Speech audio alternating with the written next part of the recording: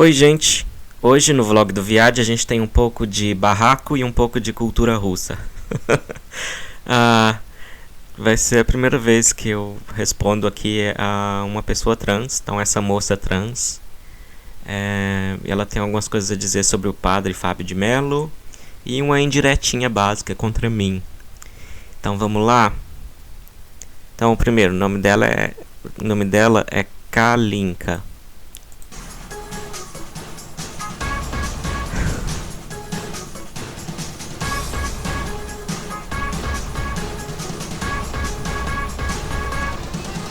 Kalinka, Kalinka, Kalinka Maia. Kalinka, Kalinka, Kalinka Maia. Essa viada da Kalinka, Kalinka Maia. Tá bom. Falei bom. Você pode sair de Minas, mas Minas nunca sai de você. Então vamos ver o que a Kalinka tá reclamando. Oi gente, boa tarde, tudo bem? Então, o assunto Padre Fábio de Mello rendeu, né? Na minha opinião, rendeu mais negativamente do que positivamente. Só para explicar, o Padre Fábio de Mello fez um sermão, aqueles mega shows de missa, e ele estava contando uma história de que ele conheceu uma trans, que basicamente a moral da história dele era que ela é uma pecadora por ser trans, né? É o dogma da Igreja Católica, então ele não pode ir contra. Mas que ela fazia trabalho de caridade, então qualquer um que apontasse para ela como pecadora seria hipócrita. Basicamente isso. Só que durante esse sermão ele se referiu a essa trans sempre no masculino. E assim, uma amiga minha que é trans, a Renata Peron, veio me mostrar isso, o que o padre falou. E eu concordo, apesar dessa mensagem até positiva e até inclusiva, né, dentro dos dogmas da Igreja Católica, até inclusiva, apesar disso, ele também estava sendo muito preconceituoso. Ele estava falando assim de estar perto de uma pessoa trans como se fosse, sabe, muito constrangimento, e rindo, sabe, aquele riso nervoso Então eu vejo muito preconceito nisso. Então eu no lugar dessas ativistas trans ficaria meio dividido entre a mensagem positiva que ele passou e essa atitude preconceituosa que ele basicamente demonstrou ter. Então, mas, né, como vocês sabem, eu tento prezar pela generosidade interpretativa. Então eu acho que eu não me focaria tanto em ele ter falhado com respeito até ao chamar uma trans pelo masculino. Eu meio que faria uma certa vista grossa com isso, por causa das boas intenções e por causa, não só por isso, mas porque a mensagem, dentro dos limites que ele pode falar como padre, era bem inclusiva. Continuando. Por um lado, que bom que rendeu. Assim nós podemos pontuar algumas questões importantíssimas. O que me levou a fazer esse vídeo agora é para relatar o que vem ocorrendo no meio LGBT. Mais precisamente com um grupo que está destoando do objetivo da sigla, que é dar visibilidade a todos.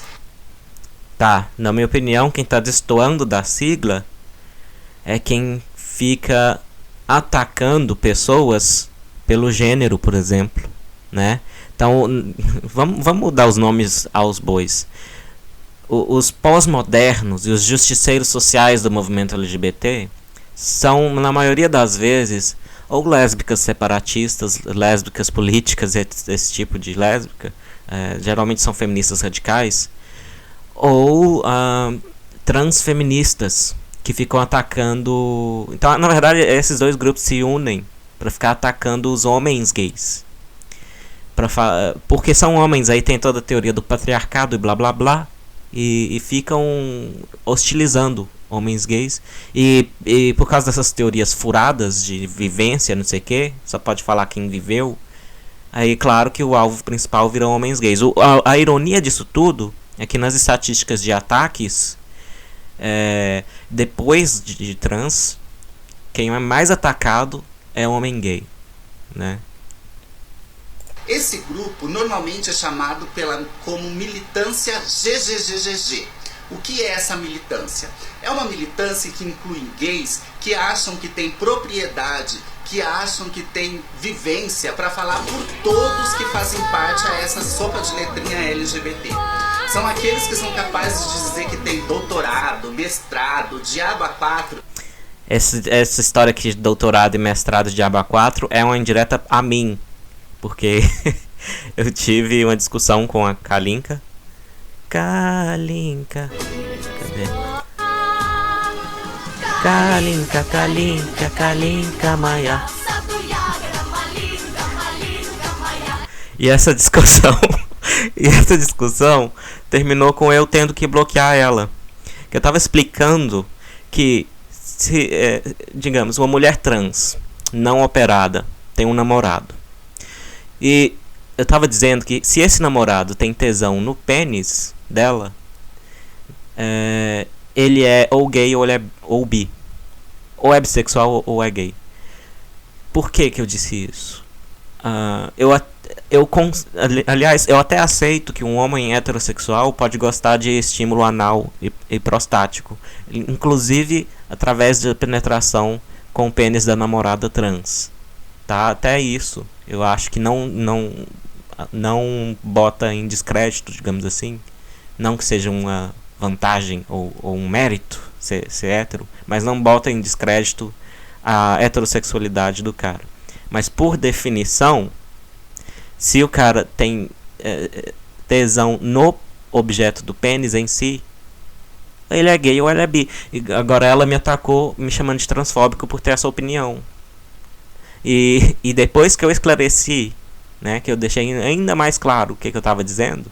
Aliás, era um print de um grupo secreto. Também tem algum covardezinho do grupo secreto que tirou o print, porque em vez de me enfrentar no argumento, fica de fofoquinha, né? Enfim. Mas não falei nada de absurdo ali. E ela, apesar de eu explicar, apesar de eu argumentar com ela, ela continuou me difamando. Então, eu não costumo recorrer a bloquear, mas eu tive que bloquear a Kalinka.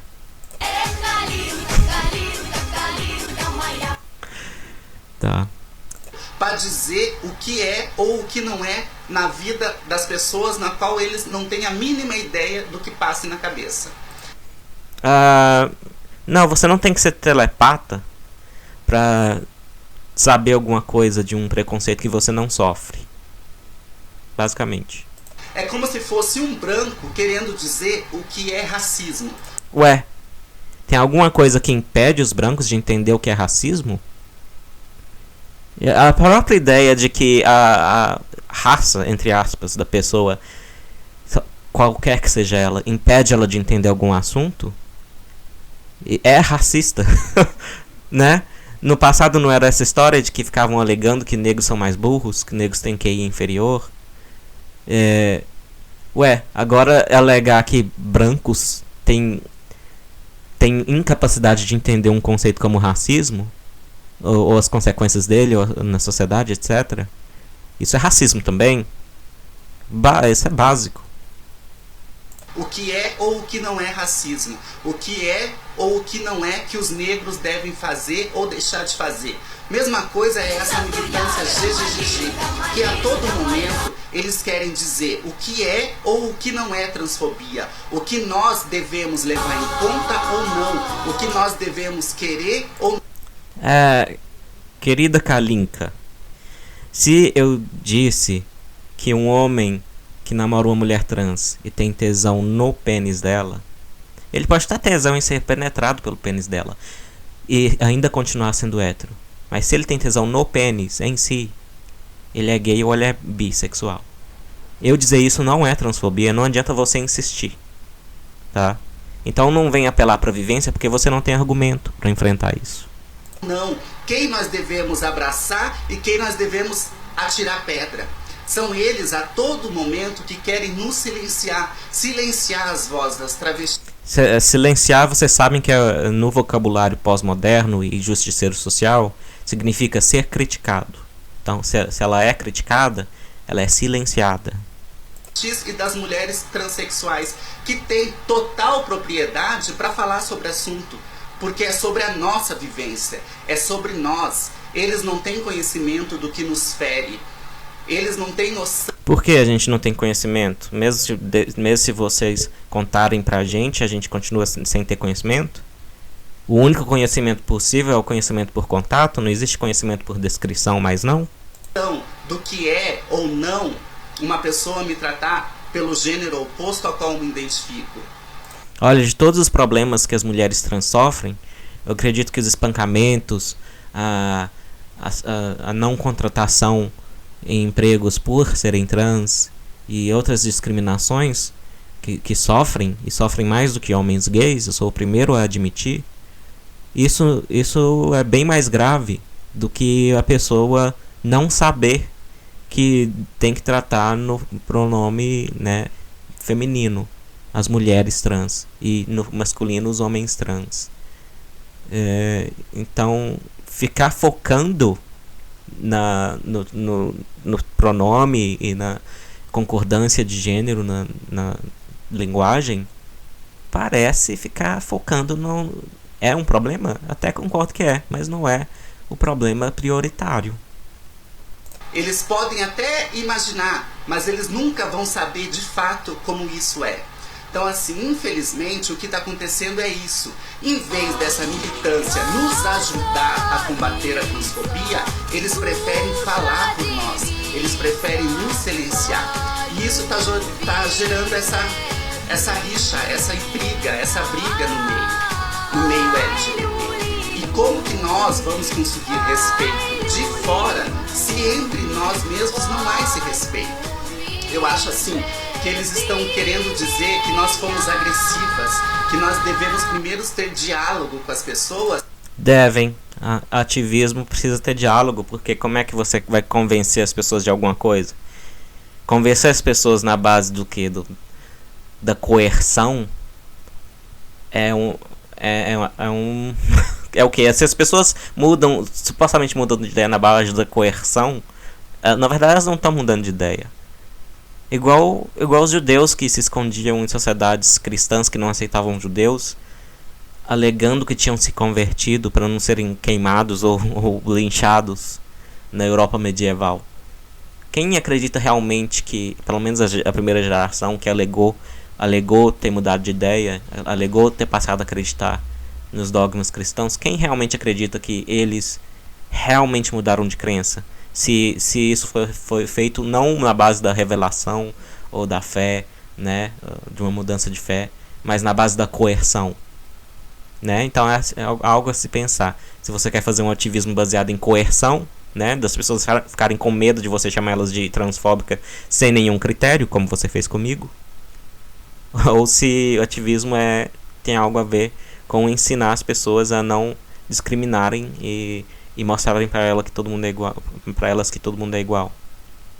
Para depois exigir alguma coisa. Mas espera aí, o padre Fábio de Mello, ele é um padre. Ele faz parte da Igreja Católica, a igreja que ao longo dos anos vive segregando qualquer tipo de minoria, principalmente os LGBT. Eles não nos aceitam. Não adianta querer dizer que é um discursinho isso, um discursinho aquilo, mas não, no fundo ele mostrou qual é o real pensamento dele referente às travestis e às mulheres transexuais. Sabe, assim, eu não quero ser palanque de ninguém. Eu quero que as pessoas me respeitem como eu sou. No começo, eu achava assim. Beleza, as pessoas têm que te respeitar como você é, em sua transexualidade. Mas as pessoas não são obrigadas a respeitar, por exemplo, o seu comportamento péssimo em debates, né? A sua insistência em difamar, a sua insistência em acusar sem critério, né? Esse é o problema, Kalinka.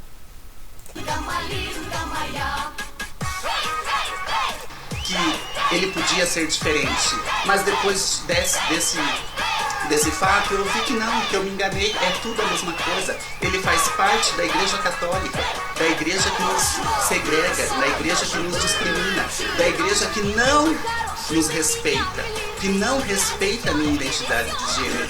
Isso nós já vimos o padre O Papa Francisco, ele mesmo já deu declarações referentes às travestis e às transexuais. Então, assim, nós temos que parar de querer pedir esmola daquelas pessoas que nos atacam. Não, eles têm que nos respeitar. E como vão nos respeitar? Nós mostrando aonde que eles estão errando. Mas nem isso nós estamos podendo fazer. Porque a partir do momento que uma travesti, uma mulher transexual quer falar, quer se expor, chove de pessoas cisgêneras, infelizmente, grande maioria gays, querendo nos silenciar. Então, assim, como que nós vamos mostrar a transfobia se vocês não querem deixar? Vocês estão pedindo para que nós tenhamos paciência, mas vocês não têm paciência quando alguém fala em homossexualismo, quando a condição sexual de vocês é tratada como uma opção sexual. Olha, quando alguém fala homossexualismo, minha mãe, por exemplo, às vezes fala. Minha mãe me aceita há muito tempo. Quando eu ouço a palavra homossexualismo, às vezes eu corrijo, falo, olha, esse termo não é muito legal, porque era o termo que era aplicado quando era considerada doença. Mas a última coisa que vai me preocupar é que palavra vão usar para me rotular. Se quiser me chamar de viado, chama. Se não for pejorativo, né? Se não for na tentativa de me humilhar, não que vai funcionar, porque eu não...